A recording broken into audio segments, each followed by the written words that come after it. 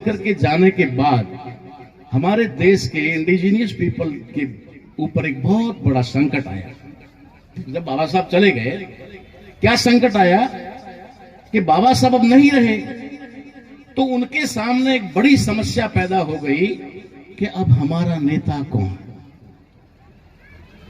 अनाथ से हो गए थे, हम अनाथ हो गए थे और हमारे पुरखे उस समय कहते थे कि अब हमारा नेता कौन। वो नेता ढूंढ रहे थे, नेता मिल नहीं रहा था। समस्या थी हमारा नेता कौन। और उस समय शायद कांशीराम साहब जैसे नेता मिल गए।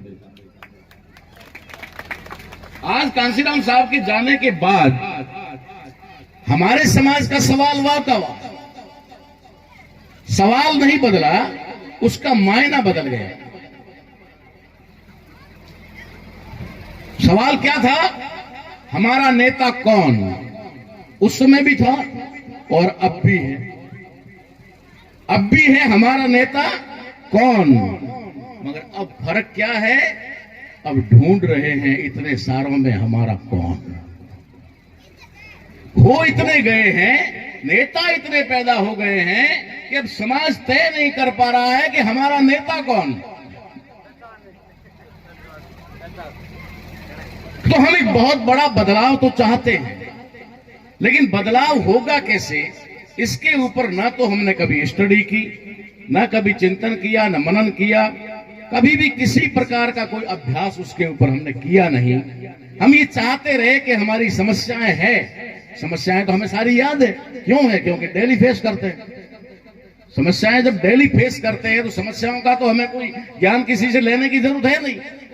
समस्या तो हमारे सामने है। अब समस्याओं को गिनाने से या समस्याओं के ऊपर चर्चा करने से कभी भी समस्याओं का समाधान होने वाला नहीं। हमारे समाज में अधिकांश लोग इन समस्याओं पर चर्चा और समस्याओं को गिनाने का काम ज्यादा करते हैं, कभी उसके समाधान की तरफ नहीं बढ़े। हाँ, कुछ लोगों ने कारण ढूंढने का प्रयास किया कि भाई ये समस्याएं हमारे बीच में क्यों है, कारण ढूंढने का प्रयास किया, लेकिन समाधान तक अब तक वो भी नहीं पहुंचे। हमें आज ये देखना पड़ रहा है कि जब पूरे देश के अंदर इंडिजीनियस पीपल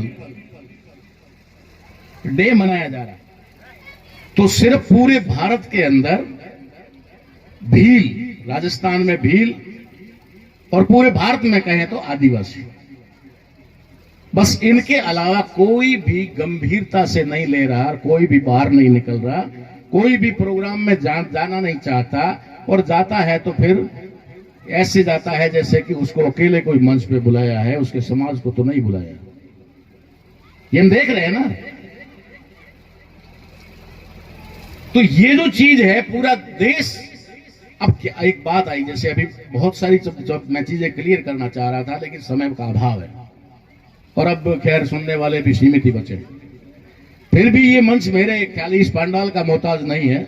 मेरी बात जो है पूरी दुनिया सुन रही है, इसलिए मुझे कहना जरूरी है कि हमारे साथ में समय समय पर धोखे हुए, षड्यंत्र हुए, और हम भोले भाले सीधे साधे लोग उसे समझ नहीं पाए। क्या धोखे हुए, आज क्या हो रहे हैं।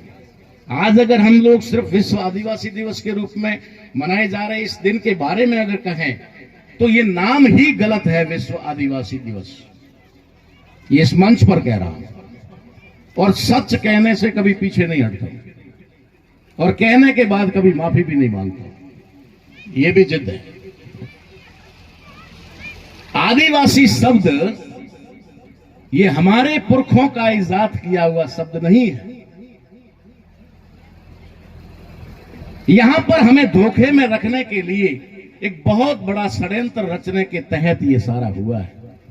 लेकिन मैं आपको सिर्फ, जो साथी यहां पर कुछ दुआएं दे रहे थे सुप्रीम कोर्ट के फैसलों के भी, ये सुप्रीम कोर्ट के फैसले, सुप्रीम कोर्ट के फैसले अगर आपके पक्ष में आने शुरू हो जाए तो फिर ये मंच लगाने की, हम जैसे लोगों को बकवास करने की जरूरत ही क्या है। अगर वो आपके पक्ष में आ जाए, और वो भी सुप्रीम कोर्ट में बैठे हुए 98% ब्राह्मण, और ब्राह्मणों में भी वे ब्राह्मण जो कोई तिलक तराजू वाले, ये क्या बोलते हैं, ये वाले नहीं, जो हमारे घरों में कोई मुहूर्त पूछते हैं या फिर शादी करवाते हैं, गमछा लेके घूमते हैं, वो नहीं, टॉप लेवल के यहूदी, वो सुप्रीम कोर्ट में बैठते हैं और वो तुम्हारे पक्ष में फैसला देते हैं। मैं बड़ा हैरान होता हूं जब हमारे लोग इस बात से राजी होते हैं। जब इस देश के अंदर यूएनए के इस फैसले के बाद में 9 अगस्त को इंडिजिनियस पीपल डे के बारे में के रूप में मनाने का फैसला हुआ, तय हुआ, तब इस देश के उन हरामखोरों को मैं तो सीधा कहता हूं, उनके पेट में दर्द हुआ और उनको पता चला कि अगर ये कार्यक्रम भारत में चल, भारत के अंदर रहने वाला 97% आंकड़ा ध्यान रखना, 97% इंडिजीनियस पीपल इस देश का, जिसे संवैधानिक रूप में एससी, एसटी, ओबीसी और माइनॉरिटी कहा जाता है, ये वे लोग हैं जो इंडिजीनियस पीपल हैं, ये आपस में अपनी पहचान, आइडेंटिटी बनाकर एक हो जाएंगे और 3% का जीना हराम हो जाएगा। उनके हाथ में झाड़ू भी आ सकता है अगर इंडिया में रहना है तो। ये बात जब आ गई और उन्हें इतना बड़ा खतरा जब महसूस हुआ, तब उन्होंने क्या किया, उन्होंने एक षड्यंत्र रचा और सुप्रीम कोर्ट में बैठे हुए एक यहूदी, जिसका नाम काटजू करके सुप्रीम कोर्ट का जज,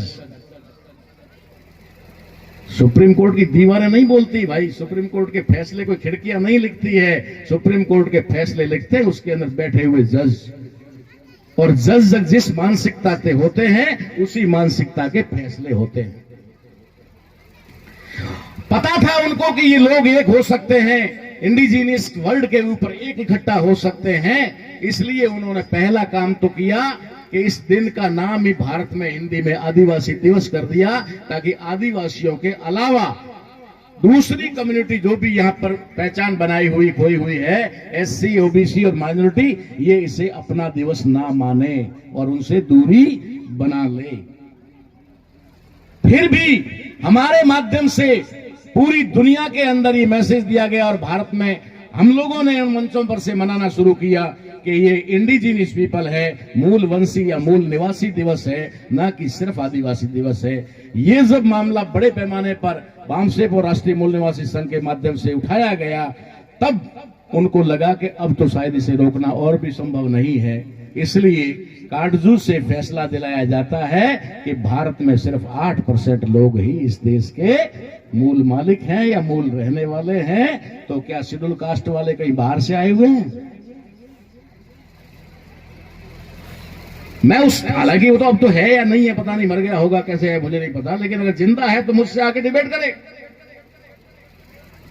डिबेट करे और ये साबित करे कि शेड्यूल कास्ट के जितनी भी कास्ट हैं, 1848 जातियां, वो सारी की सारी बाहर से आई हुई है, साबित कर।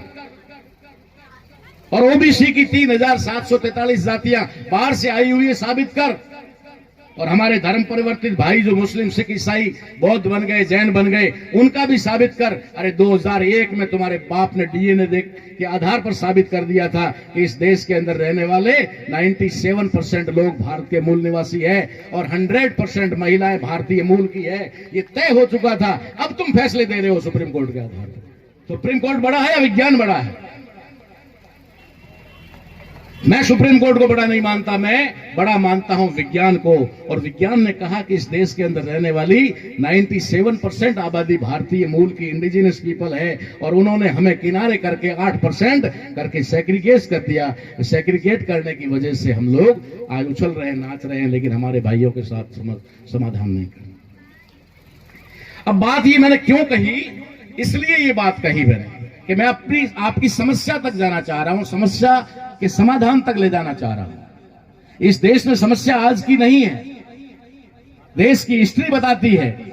अगर ये भील शब्द है तो जिस संविधान के बाद इन लोगों ने इस भील को, जैसे राजपूत जाति नहीं है लेकिन जाति बना दिया गया, ठीक वैसे ही भील जाति नहीं है, उसे जाति बना दिया गया।